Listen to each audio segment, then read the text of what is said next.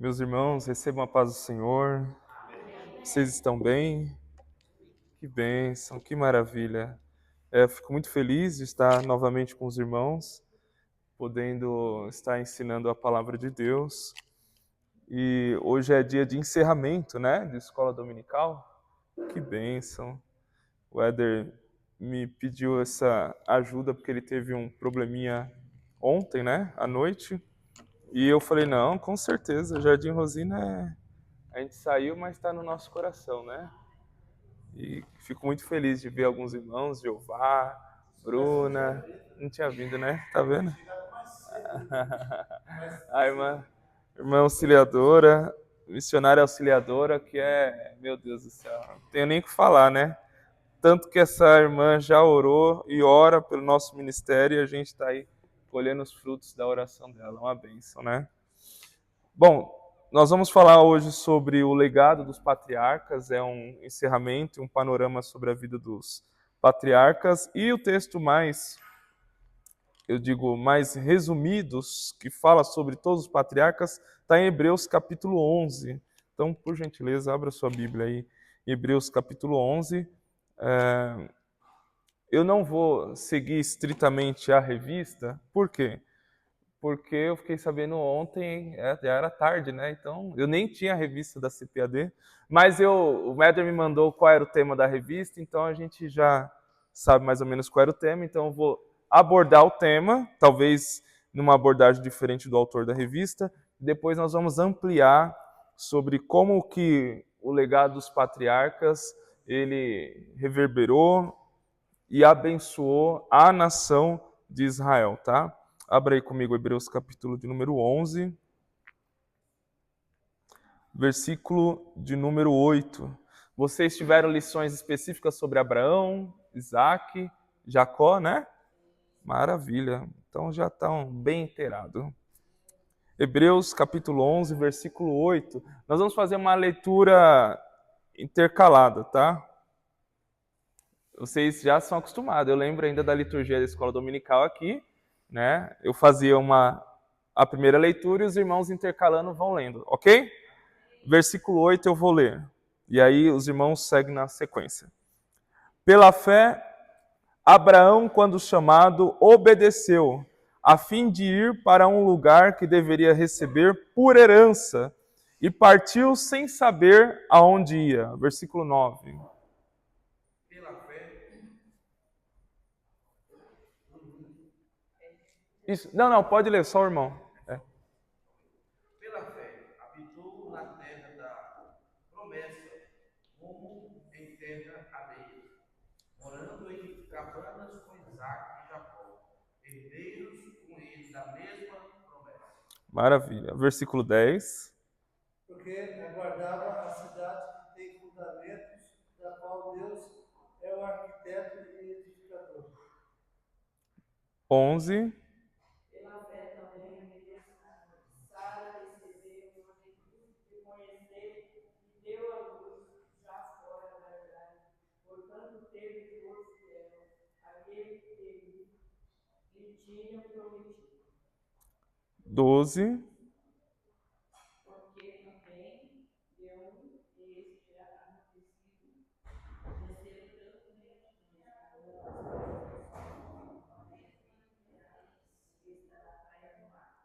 O 13.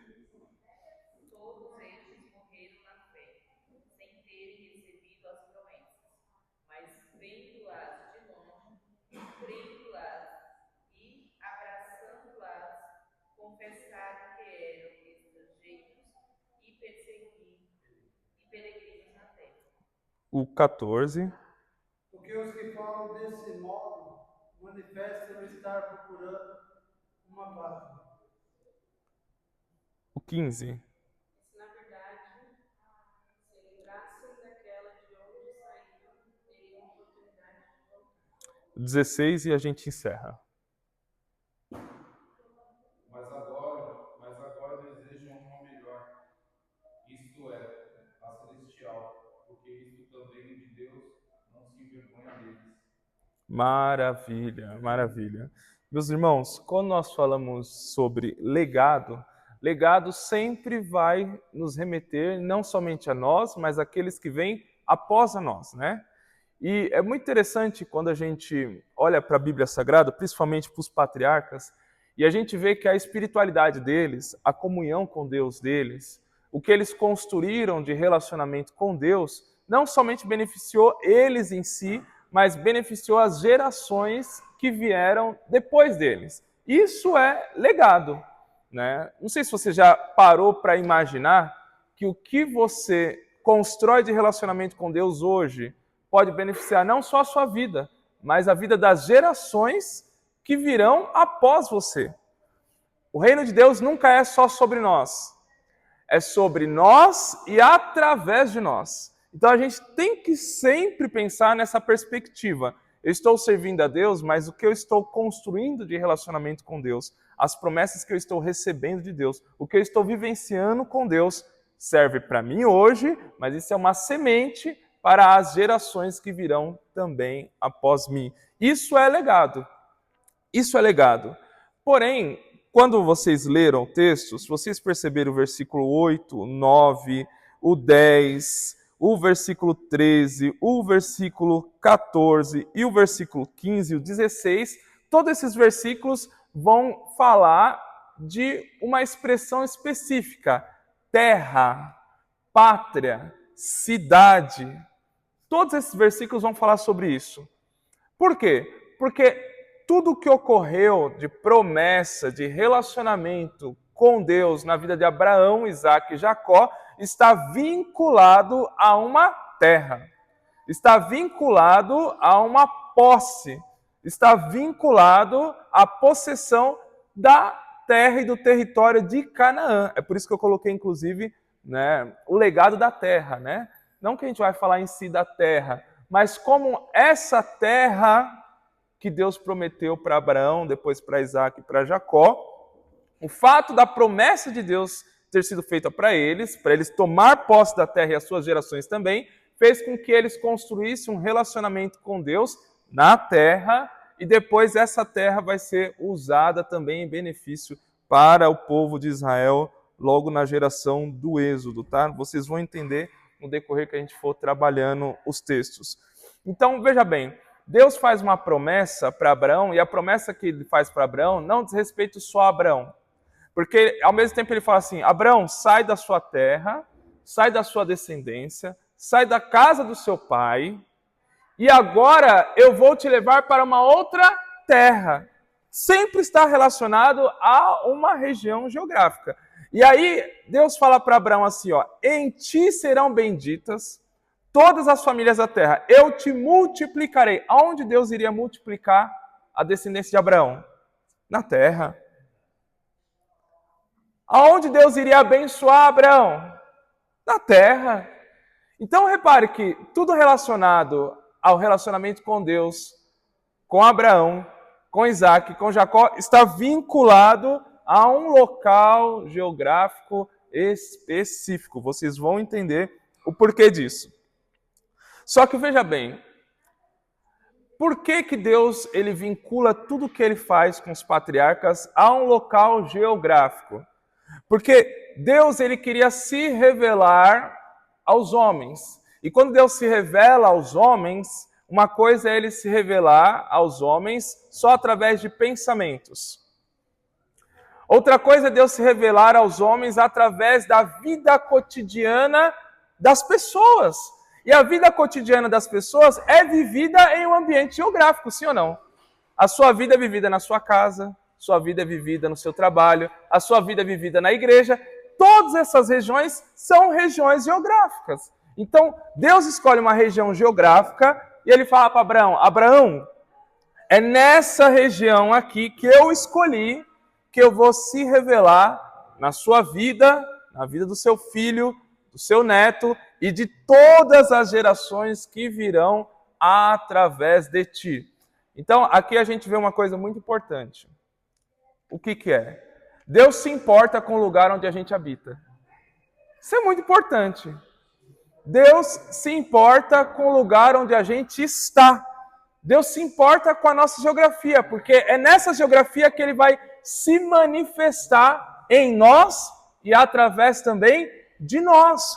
Por que é importante isso? Quando você entende essa questão de terra, lugar, geografia, quando você entende isso, você nunca vai limitar o agir de Deus de acordo com o local onde você está. Vou te dar um exemplo. As pessoas na igreja, todo mundo é muito crente. Todo mundo é muito adorador. Todo mundo fala amém. Todo mundo lê a Bíblia. Todo mundo louva hinos. Porque eles estão numa região geográfica que proporciona isso para eles. Só que quando as pessoas saem desse ambiente aqui, e elas vão para um outro ambiente, parece que essas características de servo de Deus, de adorador, somem. Você percebe a influência da geografia? Sim ou não? Mas por que some essas características? Por que a pessoa, às vezes, ela é uma pessoa aqui no culto, mas ela é uma pessoa em casa, mas ela é outra pessoa no trabalho? Por que a geografia muda a sua característica?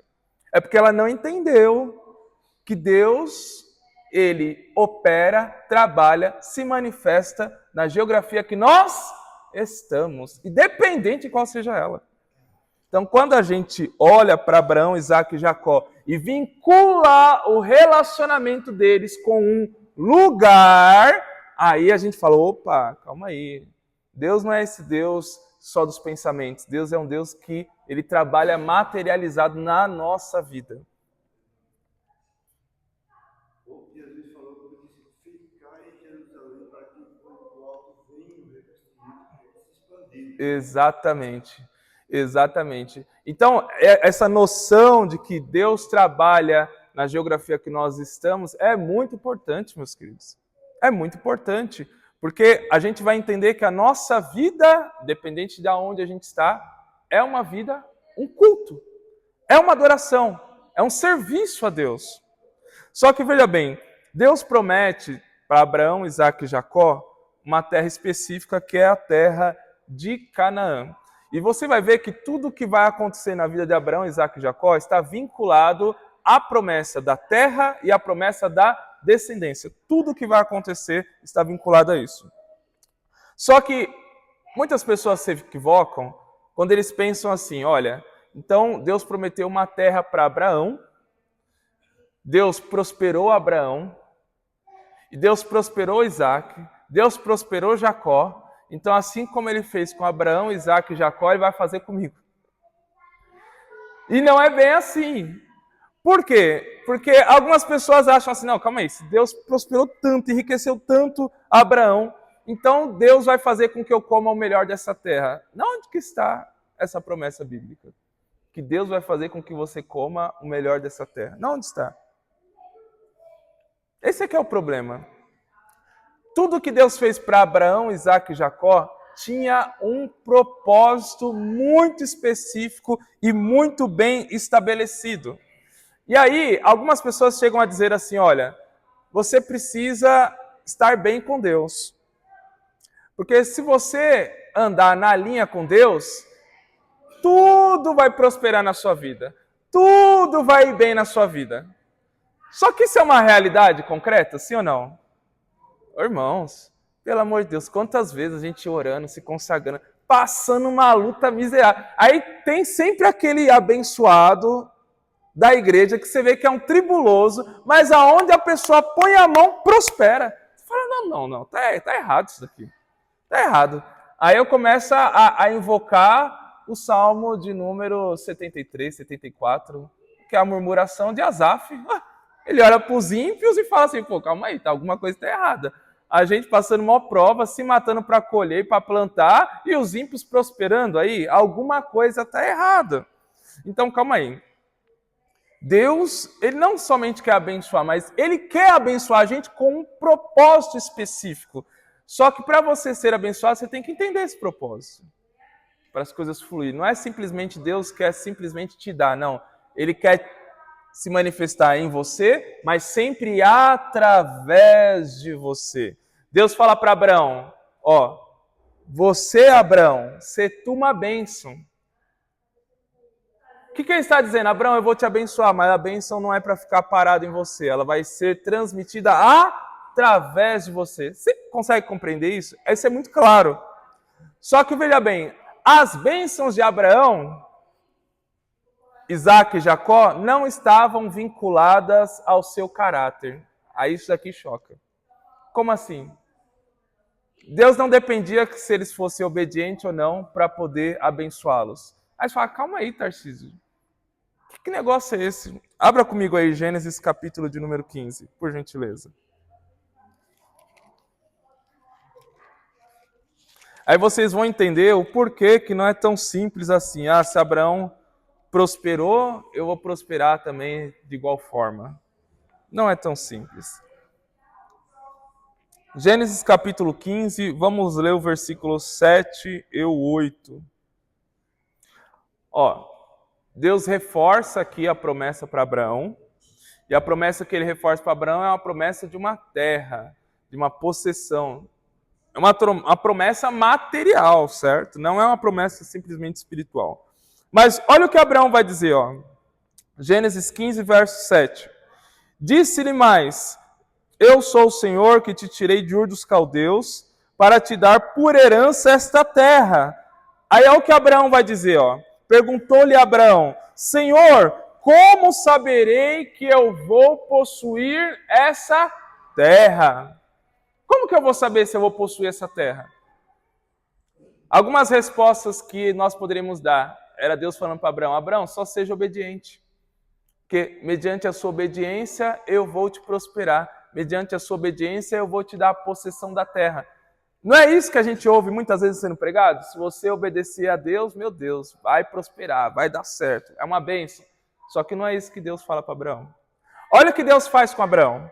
Deus fala para Abraão: Abraão, pega animais. Reparte esses animais no meio. E agora eu vou passar no meio dos animais. Deus faz uma aliança. O que era essa aliança? Eu vou ilustrar para os irmãos.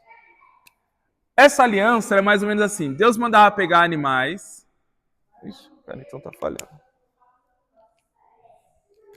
Deus mandou Abraão pegar animais, colocar em fileira. E esses animais seriam partidos. Certo?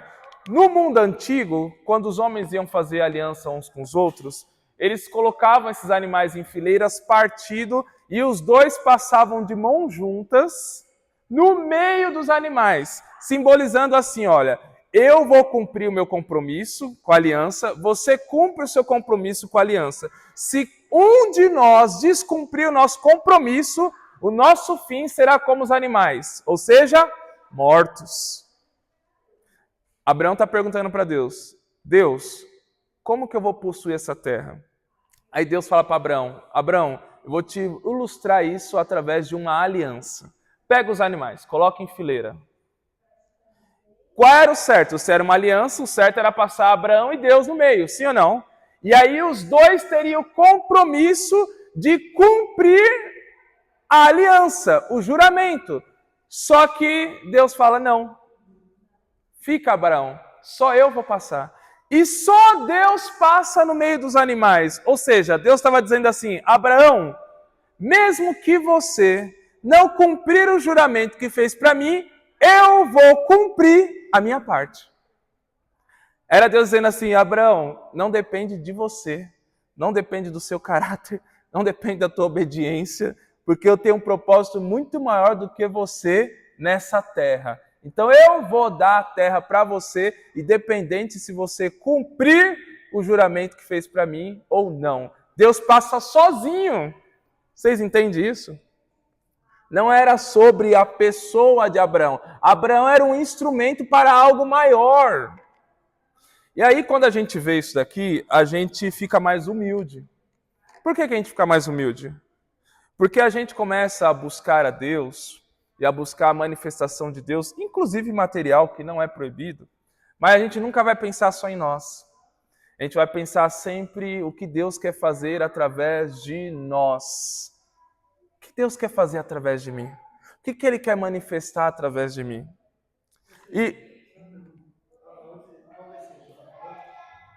Tá. É os versículos seguintes, que é do 9 até o 18. É que é muito versículo, por isso que eu não li.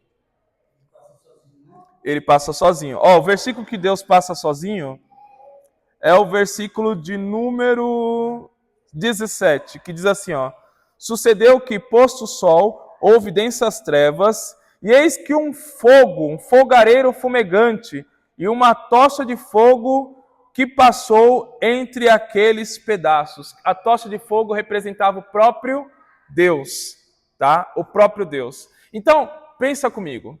Se Deus quer nos abençoar, Deus vai nos abençoar com um propósito. Não é simplesmente para a gente ser abençoado. Não.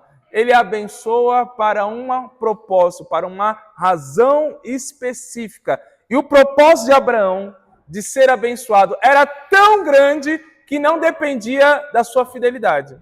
Nós sabemos que Abraão foi fiel. Vocês leram o texto de Hebreus, dizendo que ele andou na terra prometida, não viu em si a promessa se cumprir, viu de longe, mas ele buscava uma pátria maior. Abraão entendeu. Mas mesmo que Abraão não fosse fiel, Deus iria cumprir a sua promessa.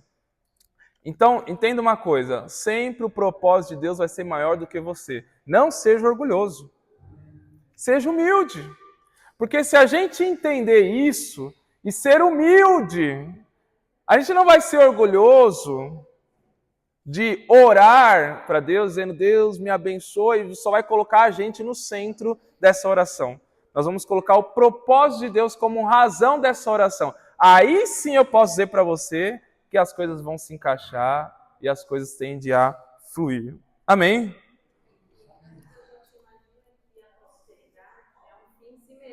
É. Então, o fato da gente ser abençoado financeiramente, materialmente, significa que é um fim. Eu orei, cheguei aqui, né? E, na verdade, o que está dizendo é que é um meio. É um meio. É um meio para Deus fazer algo através disso. Muito maior do que a gente mesmo. É um meio para Deus fazer algo através de nós, que é muito maior do que nós. Tá? Eu vou dar um exemplo para vocês. Eu vi pessoas cristãs que o cara em adultério prosperou. Você fala, isso é loucura. Não, não é loucura, filho. Prosperou. E ele ainda contava testemunho de milagre, que é para acabar com você mesmo. Só que esse irmão, apesar de estar em pecado, era um irmão que tinha o coração voltado muito para a obra missionária. E ele investia pesado, apesar de ele estar em pecado. Você entende que a lógica de Deus é muito diferente da nossa? É muito diferente. Se fosse simples assim, irmão, vamos falar a verdade. Se fosse simples assim, ó, eu estou em santidade hoje, Deus me abençoa amanhã, você acha que eu ia querer pecar? Eu não sou besta. E a bênção é diferente da salvação. Exatamente. Não quer dizer que porque você está sendo abençoado, Você está salvo. você é salvo. Né? Então, são coisas diferentes. É que a gente coloca as coisas no mesmo lugar. Né? Então, se eu sou salvo, então, logicamente, eu seria abençoado. A gente aprendeu a colocar as coisas no mesmo lugar, por quê? Porque nós somos um povo de periferia. Tem alguém milionário aqui? Eu não sou. Vocês também não. Então, a gente tem N demandas que dependem disso daqui, ó. Sim ou não? N demandas que dependem de dinheiro. Então, a gente acaba, uma pessoa falando assim para você, olha, se você buscar a Deus em santidade, não tem como dar errado. Nossa, Deus vai te abençoar. A gente, pela nossa necessidade, eu falo, eu vou duvidar, estou precisando, sou bobo. Mas não é tão simples assim a questão, né? Agora vamos ver como é que foi a prosperidade desses homens. Abram comigo aí Gênesis capítulo de número 12. Como que foi a prosperidade de Abraão, Isaac e Jacó? Gênesis capítulo 12, versículo de número 5. Dá uma passadinha. Daí. Gênesis capítulo 12, versículo de número 5. Olha o que diz, ó. Levou Abraão consigo a Sarai, sua mulher, e Ló, filho de seu irmão, e todos os bens que havia adquirido, e as pessoas que lhe acrescentaram em Harã, e partiram da terra para a terra de Canaã e chegaram lá. Repare, Deus se manifesta para Abraão na Mesopotâmia, em Ur dos Caldeus, para ele ir até Canaã. No meio está Harã. Então, Deus abençoou Abraão antes de chegar na terra da promessa. Quando ele estava no caminho, Deus já estava abençoando e dando para Abraão riquezas, tá? Então, aqui, eu já vi muitos irmãos falarem assim, tá vendo? Ó, Abraão seguiu a ordem de Deus e por isso que ele foi próspero. Abraão seguiu a ordem de Deus sem ver a terra, é por isso que Deus prosperou ele no caminho. Isso é uma regra? Sim ou não? Não é uma regra, sabe por quê? Olha agora o mesmo capítulo 12, versículo 16. Vai falar de Faraó. Este, que no caso é Faraó, por causa dela, que é Sara, tratou bem a Abraão, o qual veio ter ovelhas, bois, jumentos, escravos e escravas e também camelos. Isso significa que Abraão tinha ido para o Egito. No Egito ele mente, ele engana Faraó. Faraó, ele tem um sonho com Deus. Deus fala, você vai morrer se você tomar Sara por mulher. Porque Abraão, vocês lembram da história, sim ou não? Tiveram essa aula? Então Abraão mentiu. Só que mentindo, ele prosperou. Faraó deu um monte de riqueza para Abraão. Escravo, escrava, jumento, camelo. Inclusive, se vocês não sabem, lembra de Agar, que era egípcia? Agar foi um presente do faraó para Abraão. Tem noção? O homem prosperou mentindo. Então, veja bem, olha que contradição. Se a gente falar no versículo 12, capítulo 12, lá no verso número 5, que Abraão prosperou porque foi obediente e seguiu a direção de Deus até Canaã, e Deus prosperou ele no caminho, a gente vai entrar em contradição quando a gente pegar Abraão prosperando mentindo. Você entende como que é difícil? É por isso que vocês estão aqui, glória a Deus. Porque só quem vem na escola dominical aprende isso, irmão. A pessoa que só fica vendo coisinha na internet, ele vai achar que é só fazer o beabá e Deus vai abrir o céu para ela. E não é bem assim que a coisa funciona. Abraão prosperou tanto sendo obediente e prosperou também tanto sendo ímpio.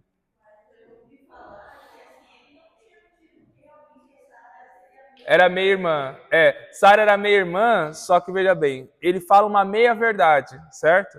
Sara era filha de Terá, que era o pai de Abraão. Portanto, era meia irmã. Era irmã por parte de pai.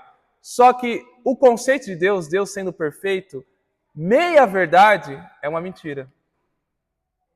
Com Deus não existe em cima do muro. Ou é, ou não é. Sara estava com Abraão no ato de irmã ou de esposa? Então ele mentiu. Entendeu? Só que ele mentindo, Deus, por amor àquilo que ele prometeu, o propósito que ele tinha com Abraão na terra, na geografia, Deus mesmo assim suportou, tá? Deus não foi conivente, mas ele suportou aquele pecado, aquele desvio moral de Abraão e mesmo assim permitiu que Abraão prosperasse. Por quê? Porque o que Deus tinha de propósito com Abraão era maior do que o próprio Abraão. Então Deus, quando Ele nos abençoa, não é só sobre você. É sobre o que Ele quer fazer através de você. A ponto de, às vezes, você ter desvios morais. Falha no caráter. Mas mesmo assim, Deus continua sendo fiel ao propósito que Ele tem através de você. Isso é, ao mesmo tempo, um Deus de propósito, mas ao mesmo tempo um Deus de eterna misericórdia. Eterna misericórdia. Você acha que o fato de eu estar aqui é porque eu sou perfeito? Nunca falei.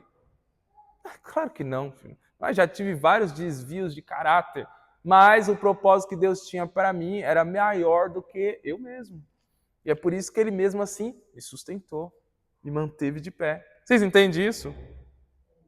Só que veja bem, isso é parte da prosperidade de Abraão. A prosperidade de Abraão foi muito grande.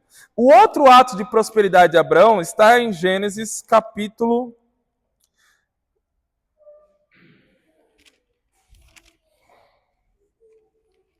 20, no versículo de número 14. E Abraão prospera mais uma vez mentindo. Se a gente for contar, ele prosperou uma vez obedecendo e duas vezes. Então, Não dá muito para defender que Abraão prosperou por causa do caráter, né, irmãos? Acho que deu para entender isso, né? Ó, Gênesis capítulo 20, versículo 14.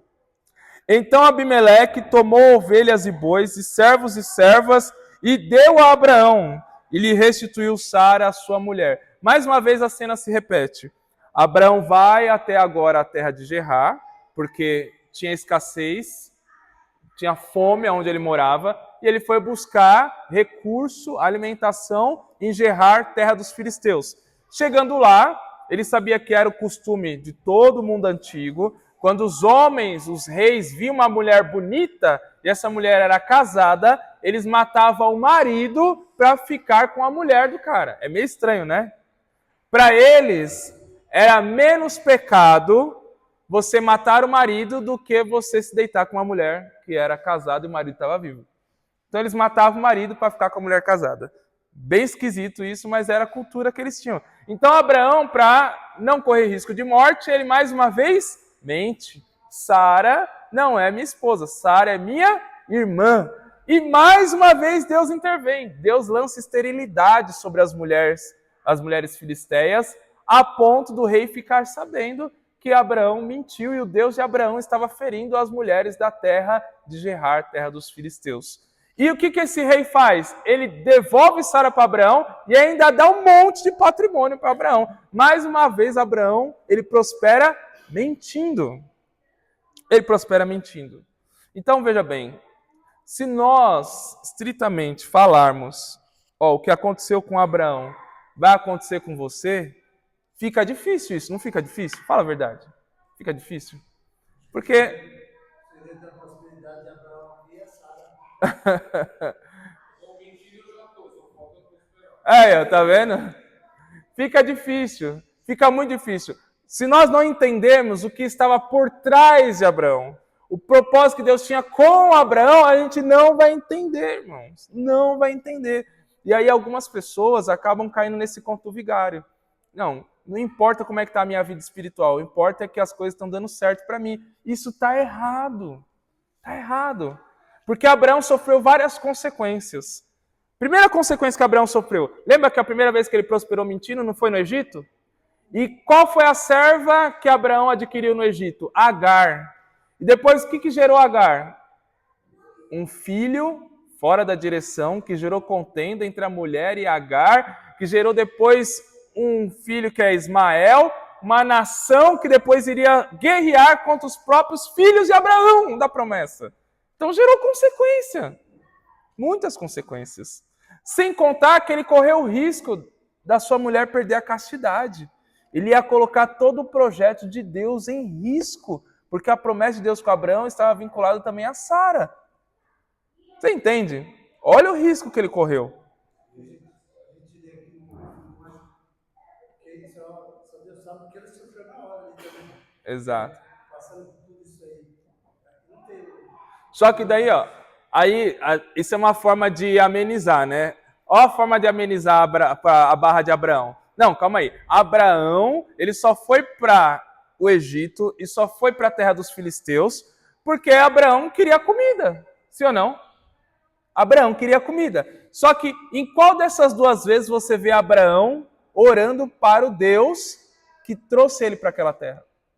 Qual dessas duas vezes Abraão orou?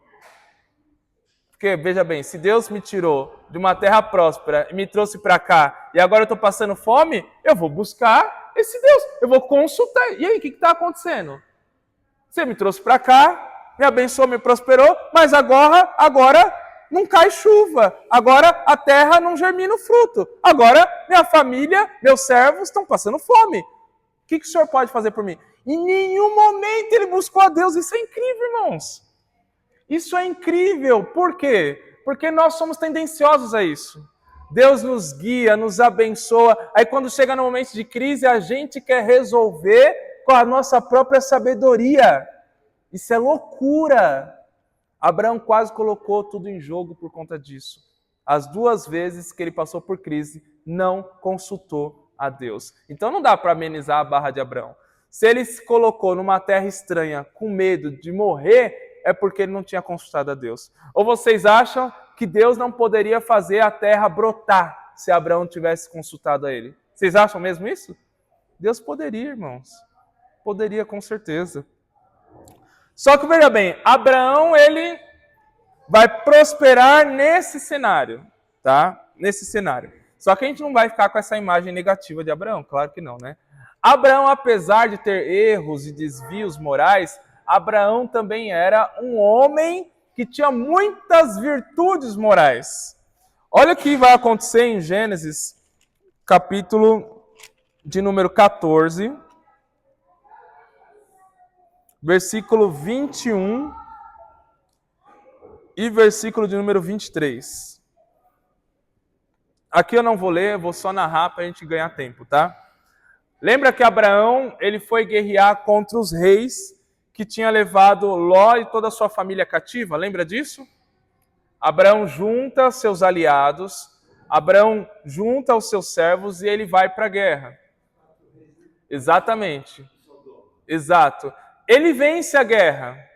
E quando você vence a guerra, você pega todos os pertences daquela nação que você venceu. Então ele pegou ouro, prata, animais, servos, servas, levou tudo com ele. E aí o rei de Sodoma, que havia perdido a guerra, então Abraão fez um favor para o rei de Sodoma, chega em Abraão e fala assim: Abraão, pode ficar com todo o ouro, com toda a prata, com todo o patrimônio que você ganhou da guerra. Aí Abraão fala: não, eu não vou ficar com nada, para que você não diga, eu enriqueci a Abraão. O que Abraão estava dizendo? Olha, eu sei que por Ló, resgatando Ló, eu acabei fazendo um favor para Sodoma, recuperando seu patrimônio. Se eu ficar com esse patrimônio que é seu, parece que eu vou dever um favor para você. E eu não dependo de você, dependo de Deus. Então eu não quero o seu dinheiro, não quero o seu ouro, não quero a sua prata, porque quem enriquece Abraão é... Meu Deus do céu. Você já pensou num negócio desse? Agora, imagina você, irmãos, com uma abundância de ouro e de prata na sua casa. E esse ouro e essa prata é de alguém. E a pessoa pega e fala para você assim: não, pode ficar, não vai fazer falta para mim. Você teria coragem de falar o que Abraão falou? Fala a verdade. Não, fala a verdade, fala a verdade. 10 milhõezinhos em ouro e prata, 10 milhões. Resolvia esse problema? 10 milhões? Resolvia? E muito, né? Teria coragem de falar um negócio desse? Não, eu não dependo de homens, dependo de Deus, então eu não quero seu dinheiro. Foi isso que Abraão fez. Então veja bem, apesar de Abraão ter prosperado 2 vezes das 3 vezes em erro, Abraão era um homem que mostrava também virtudes de caráter e virtudes morais. Sim ou não? A ponto das virtudes e do caráter de Abraão ser reconhecido pelas pessoas. Olha comigo aí, Gênesis 21, versículo 22. Olha o que o rei dos filisteus vão falar para Abraão. Por esse tempo, Abimeleque e Ficol era o comandante do seu exército, disseram a Abraão: Deus é contigo em tudo o que fazes. Eles mesmos reconheciam Deus em Abraão. Eles reconheciam a manifestação de Deus em Abraão. Tá? Gênesis 23, 5 também. Os homens da terra dos heteus vão dizer para Abraão assim: tu és príncipe de Deus no meio de nós. Então, Abraão tinha caráter. Abraão tinha virtudes morais. E através da manifestação de Deus sobre Abraão, os povos daquela terra passaram a reconhecer quem era Abraão. Então a gente já vê um primeiro propósito da prosperidade de Abraão: manifestar Deus para quem não conhece Deus. É tanto que quando Sara morreu, oferecido a Abraão Macpela, mas ele quis. Exatamente, ele quis pagar. Porque ele tinha, Deus me abençoou, Deus nos prosperou, então eu vou comprar o campo de Macpela, em Hebrom. Então, veja bem, olha os propósitos na vida de Abraão. Primeiro, Deus precisava formar um povo. Não ia formar um povo através da nação de Israel? E existe povo sem terra? Existe? Não. Então Deus precisava de uma terra. É por isso que ele promete para Abraão uma terra. Era sobre Abraão? Não, era sobre o propósito que Deus tinha de formar um povo. É por isso que Abraão prospera mesmo mentindo. Só que, veja bem, Abraão também era um homem de virtudes e de caráter. E ele demonstra isso recusando o ouro e a prata do rei de Sodoma. Só que, ao mesmo tempo, essa manifestação que Deus estava fazendo na vida de Abraão servia de testemunho para os povos que estavam em volta de Abraão. Eram pessoas que não ouviam falar e nem conheciam quem que era o Deus criador dos céus e da terra. Eles tinham seus próprios deuses. Seus próprios deuses. Agora pensa comigo, ó. Olha que coisa linda. Na cultura do mundo antigo, tinha vários deuses, tá? E os povos enxergavam o Deus de Abraão como só mais um Deus. E como é que eles ranqueavam quem é o Deus mais poderoso? Eles viam a prosperidade da pessoa. Então, se você era muito próspero, significa que o seu Deus é mais poderoso do que o meu. Então, apesar de eu servir o meu Deus, eu vou também oferecer um sacrifício para o seu. Para mim também ser próspero como você. Era assim que funcionava a mentalidade religiosa naquela época. Quando eles veem que Abraão entra na terra do Egito e sai de lá mais rico do que ele entrou, mas isso não é normal. Porque um cara que entrou no Egito porque não tinha o que comer, saiu do Egito em pouco tempo, em tempo recorde, mais rico do que ele entrou, não é normal. Quando eles veem Abraão entrando na terra de Gerar, sem ter alimentação para ele e para os seus servos, e saindo de lá mais rico do que entrou, isso não é normal. Logo, o Deus desse homem é tão poderoso que ele prospera onde ele pisa.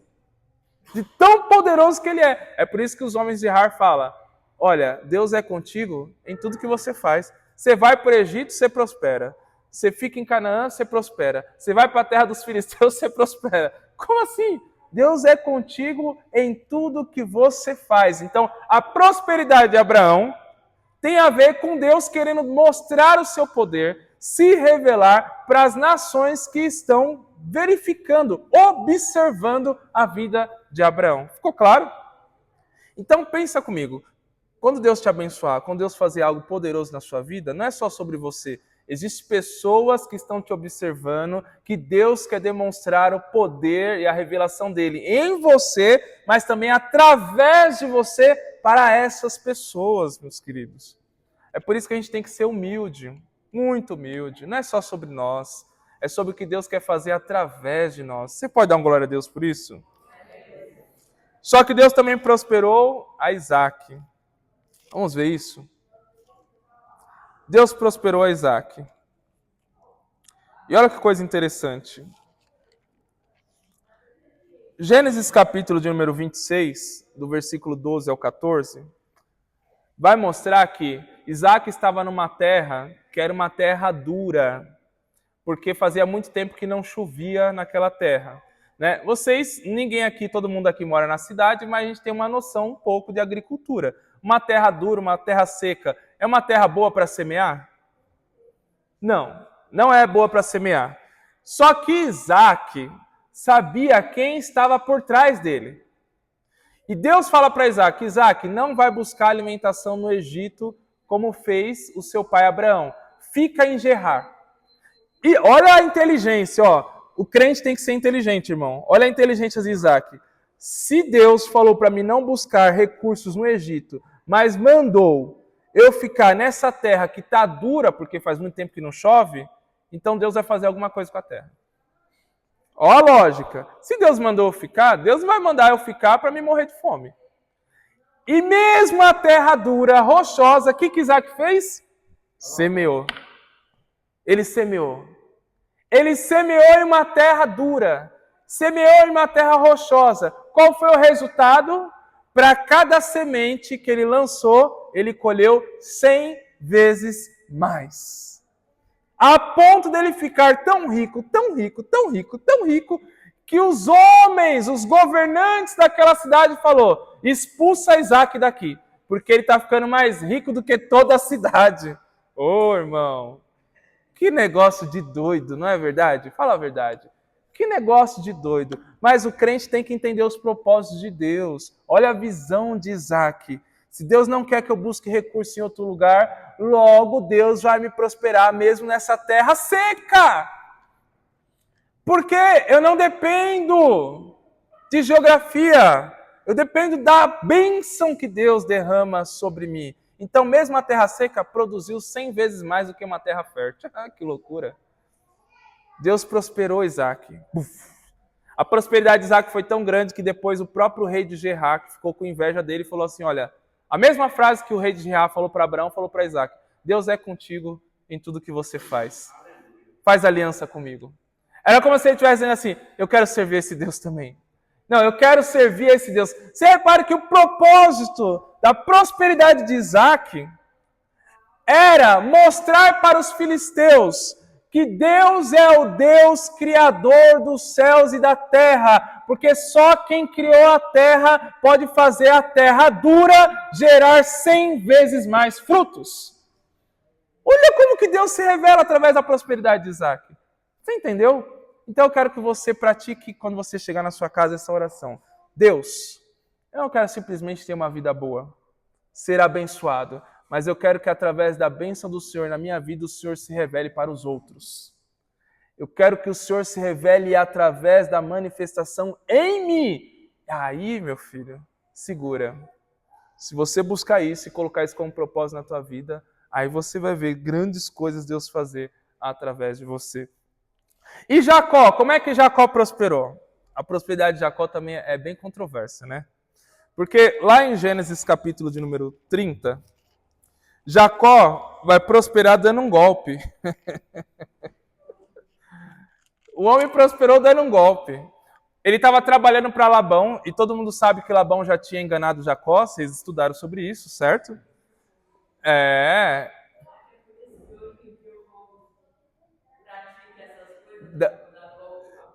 Talvez seja uma ideia errada de Jacó, né? Mas veja bem, Labão usou e abusou de Jacó.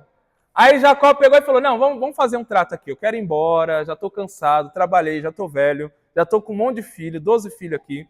Então vamos fazer um trato, ó. A partir de agora, todas as ovelhas que nascer do rebanho, que são ovelhas manchadas, ficarão comigo.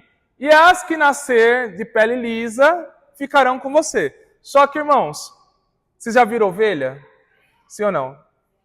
Rebanho de cabra?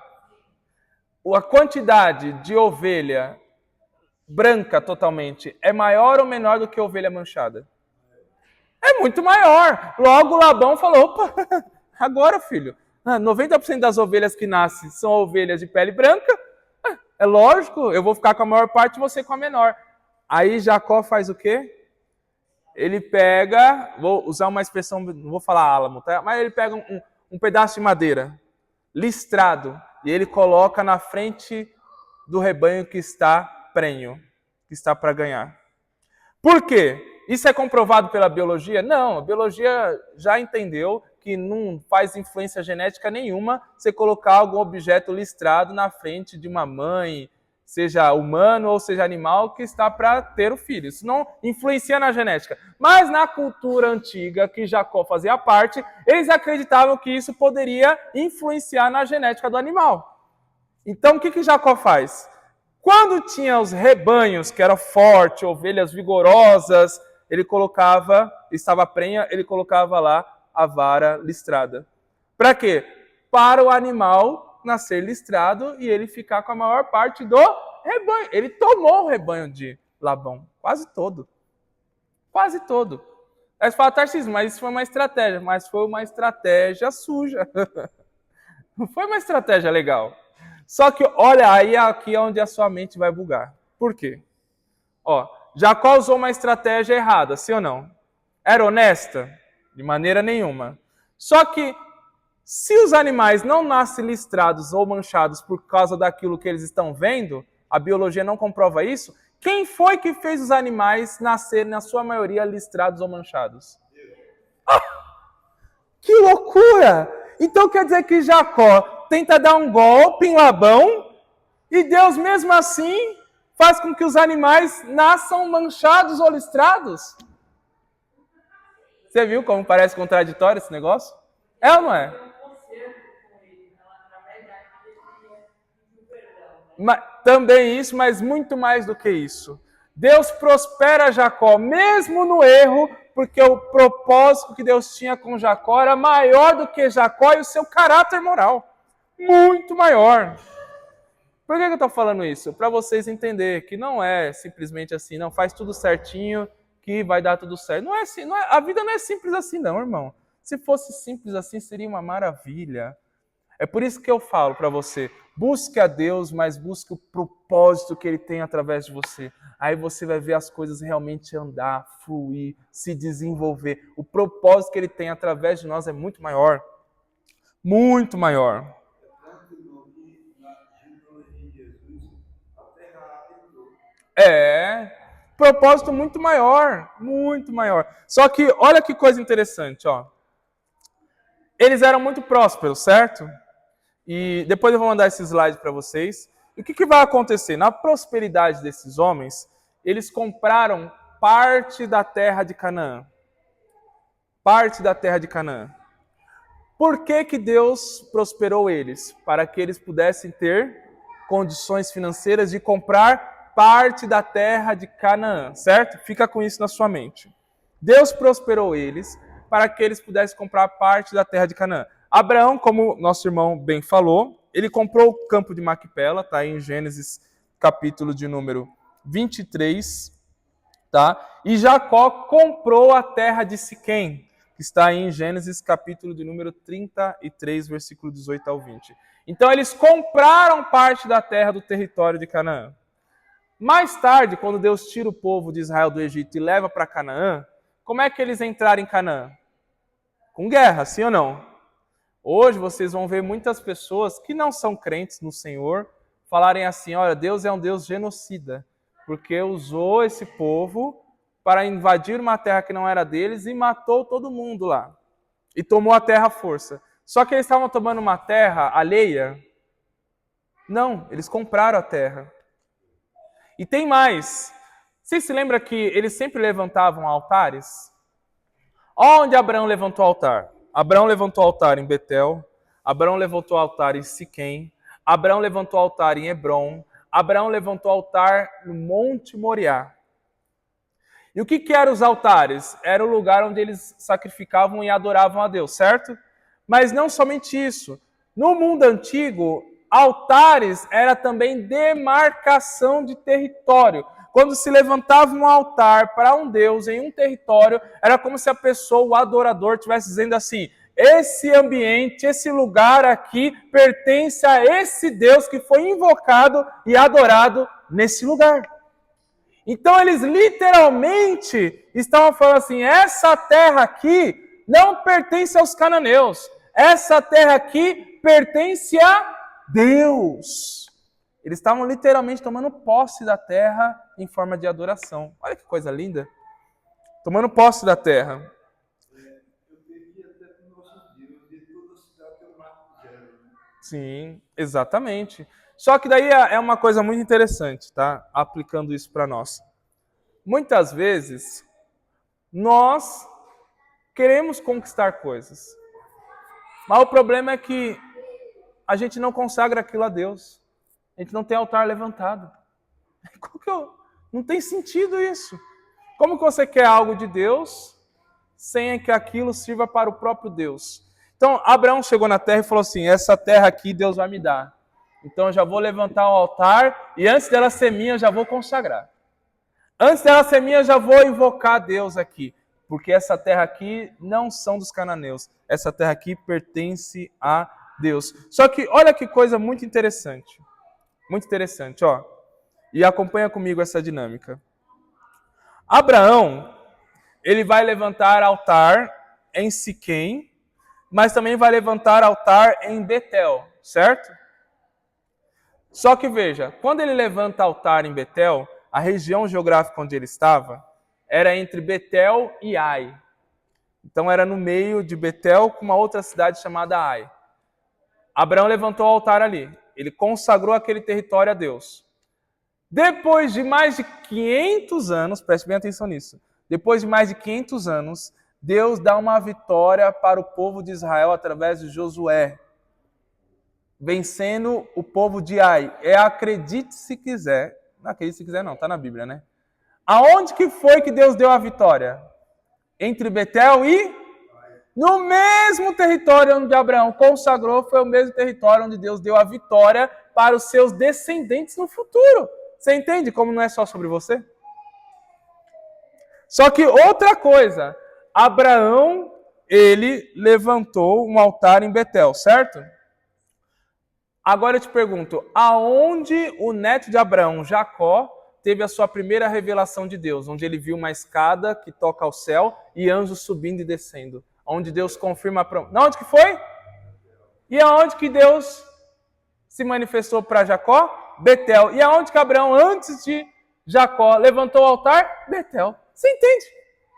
Ele consagrou o território, tomou posse, invocou Deus ali, e depois Deus vai se manifestar para o seu neto. Você tem noção de que o seu neto pode ser beneficiado por algo que você fez por Deus hoje? Aí eles estão legados, né? Legado, exatamente, que é o tema da nossa lição. O legado. Só que, para a gente completar aqui de forma linda, aonde Abraão iria sacrificar o seu filho Isaque quando Deus pede? Na onde? Quando Deus pede, ó, Abraão, me dá o seu filho, sacrifica ele para mim em holocausto. Monte Moriá. E o que virou Monte Moriá? O monte onde Salomão construiu o templo. Tem noção? Mais uma vez, eu vou falar isso, até você vai sair daqui com essa frase, vai dormir com essa frase na tua cabeça. Não é sobre você, mas o que Deus quer fazer através de você. O lugar onde Abraão foi provado e levantou um altar, Monte Moriá, para sacrificar o filho, onde ele honrou, e ele honrou que o relacionamento com Deus valia mais do que a promessa que ele tinha em mãos, que era o seu filho. E nesse mesmo lugar onde Abraão teve esse ato de fé, na geografia desse lugar, Deus usou Salomão para levantar o templo. Tem noção que foi nesse monte que Jesus pisou, ensinou e fez milagres dentro do templo? Foi nesse mesmo lugar. Então, legado, irmãos, é você saber que o que Deus faz e o que Deus opera em nós não é só sobre nós. Tenha humildade diante de Deus. É muito mais do que só você. É mais do que você, é através de você. Certo? Só que daí, agora eu quero fazer você entender o que isso gerou. O que isso gerou. Primeiro, quando Deus faz essa promessa para Abraão, bom, a gente ficou claro aqui que eles não conquistaram a terra e nem prosperaram porque eles eram somente bonzinhos, né? Eles tinham desvio de caráter. Abraão, das 3 vezes que ele prosperou, 2 foi mentindo. Jacó prosperou tentando dar um golpe em Labão. Então, eles não eram santos assim, não. Eles tinham seus desvios morais, seus desvios de caráter. Mas o que Deus tinha com eles era muito maior. Só que, veja bem, e o que Deus queria fazer com aquela terra, a ponto de prosperar esses homens, mesmo eles tendo alguns desvios morais? Deus queria formar uma nação, um povo ali naquela terra, certo? E olha o que Deus vai fazer com esse povo. Deus, em Deuteronômio capítulo 8, passa para mim, Juliana, 3 vezes aí o slide. Dá 1, 2, 3. Mais um. Aí, ixi, cortou. Por que tá cortando? Mas tá bom, não tem problema não.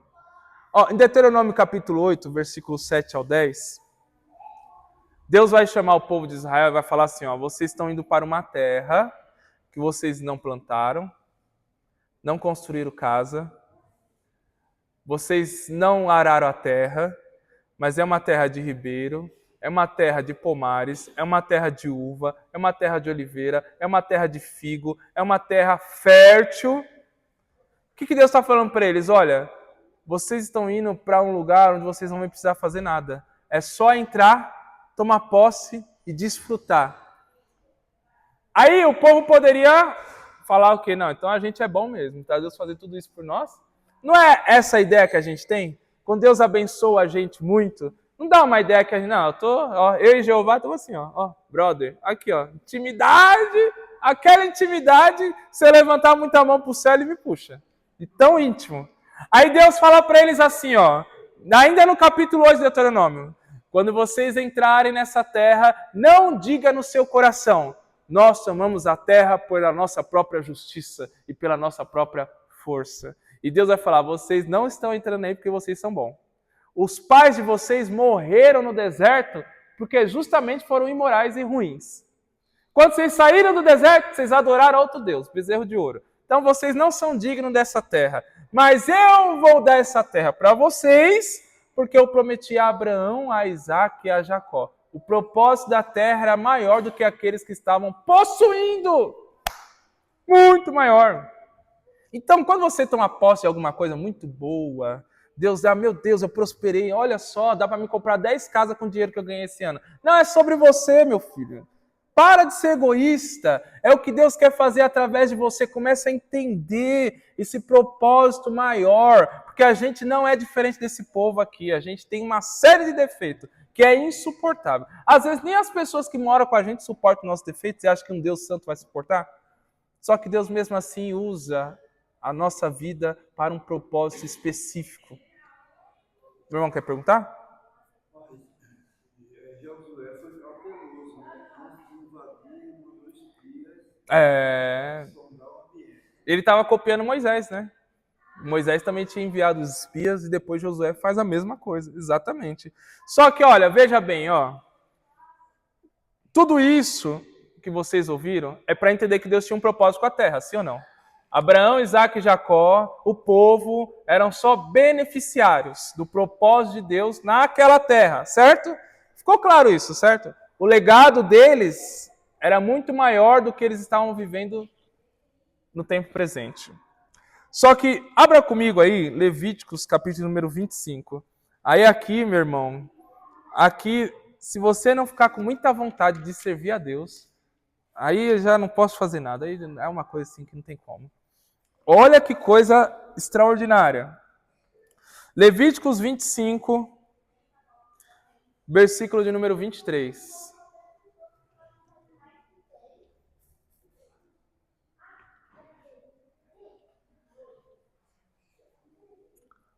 Quem pode ler aí em voz alta? 25, 23. Também a terra não se venderá em perpetuidade, porque a terra é minha, pois vós sois estrangeiros e peregrinos comigo. Olha o que Deus fala para o povo de Israel. O povo iria entrar na terra e eles poderiam bater no peito e falar assim, essa terra agora é nossa. Vamos fazer com ela o que a gente quiser. Deus fala, não. Vocês não podem nem vender a terra. Por quê? Porque a terra é minha. Você só pode dizer que aquilo é seu se você conquistar pela sua própria força, pelo seu próprio mérito. Mas essa terra não foi conquistada pelo mérito nem de Abraão, nem de Isaac, nem de Jacó e nem do povo que entrou na terra. Foi conquistada pelo mérito do próprio Deus. A primeira conquista, irmãos, da terra de Canaã não foi com espada, foi com trombeta tocando e muro caindo. Eles não poderiam falar assim, ó, não, a gente é bom mesmo, a nossa estratégia militar deu certo, então essa terra aqui é... Que nossa, o quê? Você está de brincadeira? É tudo dele, a terra é minha. Então eu faço com a terra o que eu quiser. E o que eu mandar vocês fazer com a terra, tem que fazer, porque a mim pertence. Lá em Josué 7 depois, pelo pecado de Acã, né, que pegou uns pertences que não devia, eles invadiram lá e foram derrotados por um exército bem menor, porque Deus se enfureceu. Exato, exatamente. Foram derrotados por um exército minúsculo. O exército de Ai tinha 13 mil homens. Sabe quantas pessoas tinha no exército de Israel? Mais de 700 mil pessoas, homens. E eles foram derrotados por um exército de 13 mil homens. Isso é uma vergonha. Não, é uma vergonha, pelo amor de Deus. É tipo eu apanhando de um anão. É uma vergonha. Não tem como. Eles agiram por ele mesmo. Eles acabaram pecando, Deus abandonou e eles viram que na força das mãos deles não ia dar. É isso mesmo. Só que veja bem, olha como vale a pena servir a Deus. Olha como vale a pena servir a Deus. Veja bem. No mesmo texto de Levíticos 25, olha o que Deus vai falar, como eles deveriam administrar aquela bênção que Deus tinha dado para eles. Olha como eles deveriam administrar. Versículo de número 4. Abra a sua Bíblia comigo. Nós vamos encerrar aqui em alto nível. Versículo 4 de Levíticos 25. Diz assim, ó, relacionado à terra. Porém, no 7º ano, haverá um sábado ao Senhor. Não semearás o teu campo, nem a poda das suas vinhas. Eu vou explicar isso para vocês. Ó, a terra que eles estavam entrando, que era a terra de Canaã, Deus fala para eles assim, ó, vocês vão plantar e colher durante 6 anos. Certo? E no 7º ano, o que vocês vão fazer? Descansar.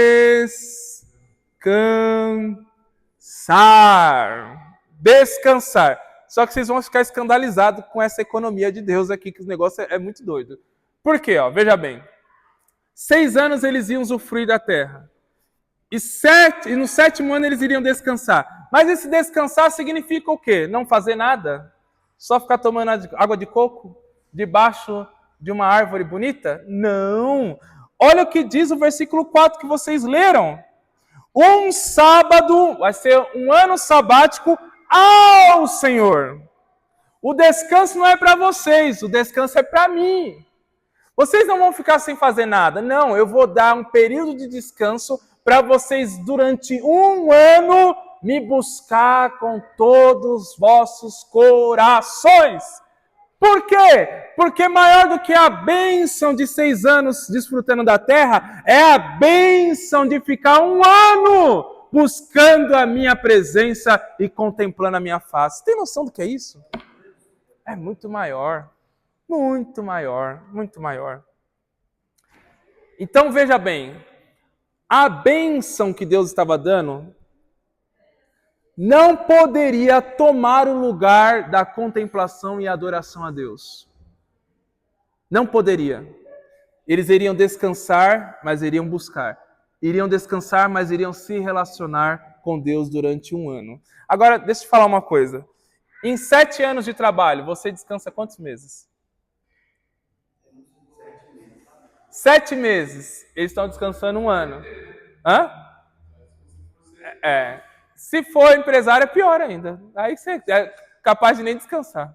Estou mentindo? E eles vão descansar 1 ano inteiro. Aí você pergunta assim, Tarcísio, mas e nesse ano de descanso, o que eles vão comer?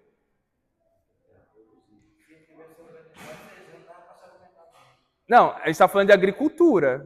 Se você não plantar, você não colhe. Nesse 7º ano, eles vão comer o quê? Não, também não. Ó, leia comigo aí o versículo de número 21. Aqui é onde vem o escândalo. Aí você fala, meu Deus, vale muito a pena servir a Deus, vale muito a pena. Ó o versículo 21, do capítulo 25 de Levíticos, ó. Então eu vos darei a minha bênção no 6º ano, para que dê fruto por 3 anos. Versículo 22.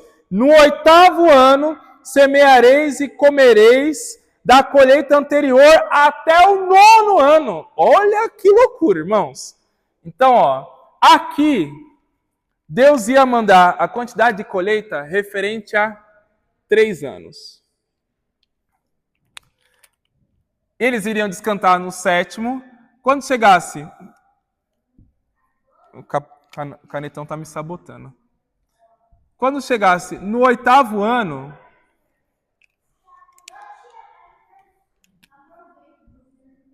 Quando chegasse no 8º ano, ainda não dá, porque eles não plantaram aqui e não vão colher no 8º, certo? No 8º ano eles só iriam trabalhar meio período, porque eles iriam somente plantar. E aí somente no 9º ano eles iriam trabalhar de período integral mesmo. Não, isso daqui é terrível. Por quê? Ó, veja bem, ó. Eles iriam trabalhar 6 anos. No 6º ano, a bênção viria equivalente a 3 anos. 7º ano, descansa. 8º ano, trabalha meio período. Só volta a trabalhar no 9º. Vocês queriam uma vida dessa, sim ou não? Levanta a mão quem queria. Ô, filho, levanta até o pé, tá maluco? Então, vale a pena Deus ser o dono da terra? Vale a pena ou não? Vale a pena ou não? Fala com vontade. Vale a pena Deus ser o dono da terra. Vale a pena Deus ter prosperado Abraão, Isaac e Jacó, porque agora esse povo tinha uma terra e esse povo poderia viver uma vida digna, uma vida justa e uma vida de contemplação, de comunhão com Deus e com descanso sem fadiga. Que maravilha! Vale muito a pena. Vale muito a pena. Olha, quando eu li esse texto a primeira vez, eu falei, meu Deus, como eu queria ter nascido no meio desse povo. É bom demais. Olha o tanto de descanso, tá maluco. Só que veja bem, ó, entenda uma coisa. E aqui é uma coisa bem interessante. Por quê? Por que eles iriam descansar todo esse período? Iriam ser tão abençoados? Porque a terra era de quem? Era Deus. Então, o fato da terra pertencer a Deus proporcionava para o povo uma vida tão maravilhosa como a vida que eles estavam vivendo, certo? Agora a pergunta é, de quem você é? De quem você é? Então, você foi comprado. Logo, você está igual a Israel. Se Israel não tinha posse, nem você tem. Tudo que você tem pertence a... Porque Deus não comprou só você. Deus comprou você e tudo aquilo que te pertence. Você entende? Quando Ele dá alguma coisa para você, você tem que perguntar, o que eu devo fazer com isso? É tu que é o administrador.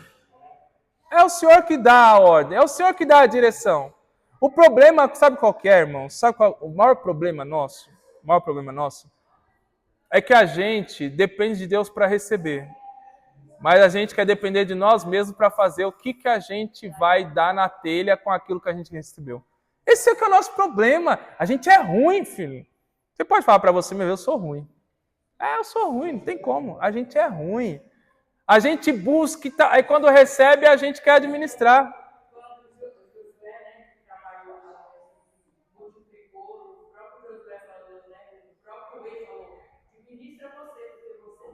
Exato. Você entende? Exatamente. Exatamente. Então, veja bem, olha. O conceito de que é de Deus ocorre até hoje. Ó.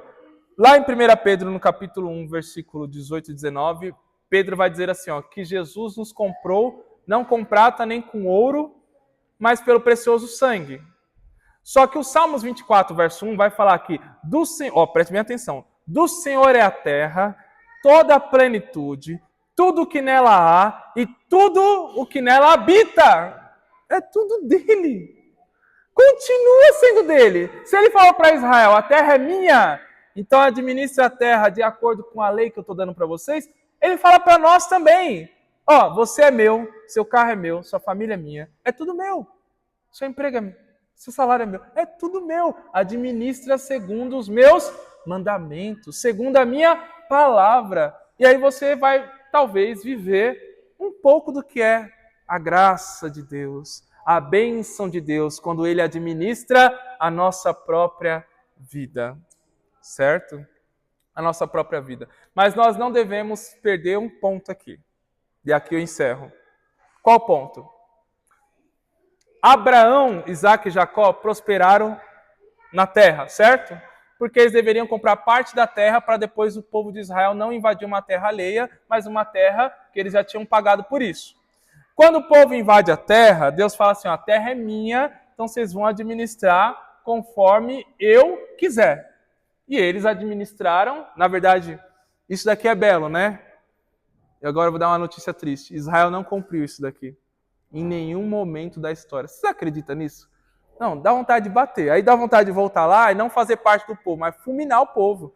Porque eles não cumpriram esse mandamento de Deus. É um povo miserável. Não dá uma raiva? Dá uma raiva. Eu querendo viver e eles jogando fora o negócio.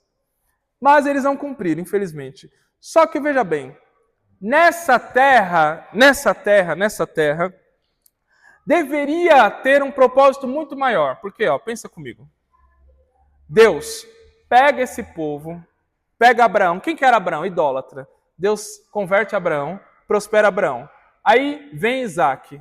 Aí vem Jacó, dá golpe, prospera. Aí vem o povo, murmura no deserto, prospera. Aí Deus dá uma lei justa para eles prosperar. O que eles fazem? Não cumpre a lei. pô, alguma coisa está errada. Por que Deus está mantendo esse povo vivo? Já era digno de morte há muito tempo atrás. Aí vem o profeta Miqueias. Quem é o profeta Miqueias? Um profeta que profetizou depois do cativeiro da Babilônia. Porque o povo vai para a Babilônia por causa dos seus pecados. Deus traz o povo de volta à terra. E quem não entendia muito o propósito, com a profecia de Miqueias ficou muito clara. Porque Miqueias vai dizer assim, ó: e tu, ó Belém Efrata, virá no meio do seu povo raiar a luz. E as nações vizinhas se espantarão com a glória do Senhor que irá se manifestar no seu meio. Quem é que nasceu em Belém, irmãos? Quem nasceu em Belém?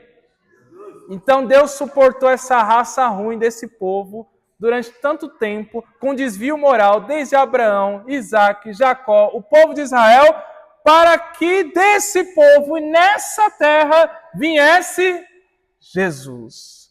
Que coisa maravilhosa!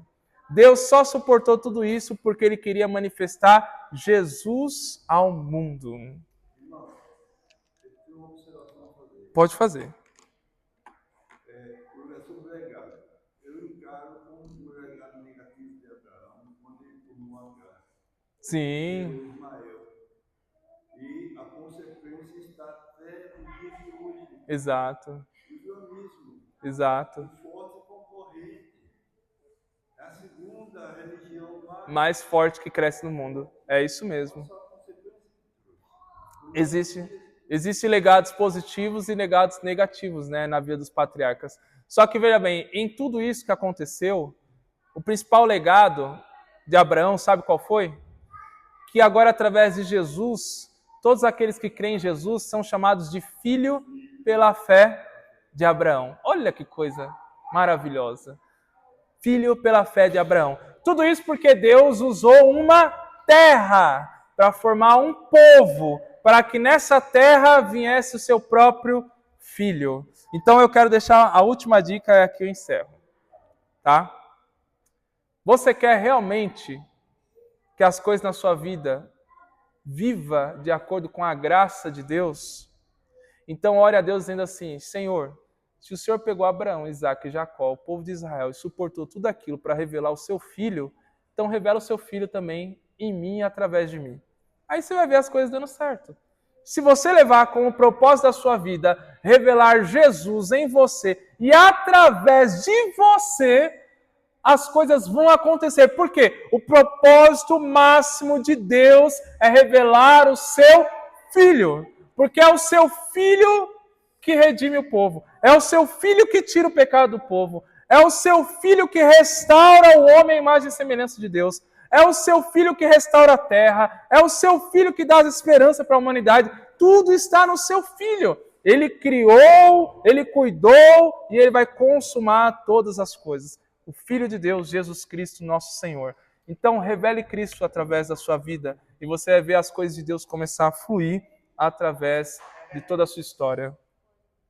Porque o intuito de Deus, aí, a ordem de Deus, para esses descansos da terra, não seria para as pessoas se dedicar para adorar Ele. Isso, exatamente. Era um descanso que elas iam contemplar. O povo. Deus de provisão, Deus provedor. Sim. Eles não acreditaram, trabalhar com isso não vai faltar as coisas. Eles não cumpriram o descanso da terra, ainda adoraram outros deuses, fizeram tudo errado. Meu Deus do céu. Você percebe que quando dá errado, a culpa é nossa, irmão. Não é de Deus, não. Deus não tem nada a ver com isso, não. A culpa é nossa.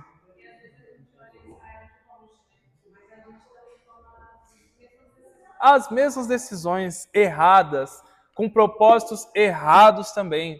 Então, hoje é dia, se você quer deixar um legado, assim como esses homens deixaram, mesmo com os desvios morais deles, e nós temos os nossos também, você precisa também estar alinhado no propósito máximo de Deus. Que foi isso que sustentou tanto os patriarcas como a nação de Israel. Qual é o propósito máximo? Revelar Jesus para o mundo. Tenha isso como propósito de vida. Tá? Aonde você pisar, aonde você for, tenha isso como propósito de vida. E aí Deus vai se revelar, se manifestar na sua geografia. assim como Deus se revelou e se manifestou na geografia de Canaã, com Abraão, Isaac e Jacó e com o povo de Israel. Dúvidas? Passou 5 minutos. Tá?